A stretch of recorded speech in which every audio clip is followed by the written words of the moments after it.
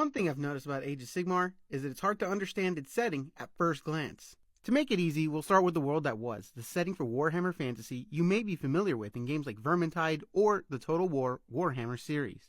In that world, Evil won, and Archaon the Everchosen succeeded in absolutely obliterating that world during the End Times. The God King Sigmar managed to survive this cataclysm and held onto a core of the old world, now known as Malice, within his hands as he drifted barely conscious for untold time in the cosmos. Dracothian, a celestial drake, found him floating in the void, gaining a kinship for one another.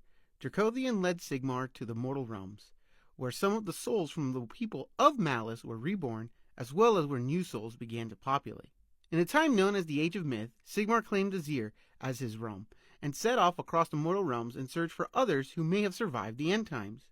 In his journey, he found the Dwarden brother gods Grungni and Grimnir, the elfin ascended gods Teclis, Tyrion, and Malarian, formerly known as Malekith, Alariel, the goddess of life, the god of death Nagash, and the two-headed green-skinned god Gorka Morka. Together, the group formed a pantheon and tamed the vast mortal realms together.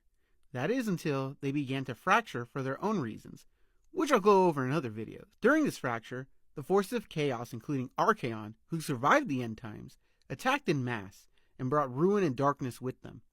With the gods not aiding one another for various reasons, Sigmar fought tooth and nail until betrayal and treachery made the war a lost cause. He fled to Azir and shut the gates to his realm of heaven, hiding himself and his people away from the forces of chaos. The people of the mortal realms were left behind to fend for themselves. These times were known as the Age of Chaos.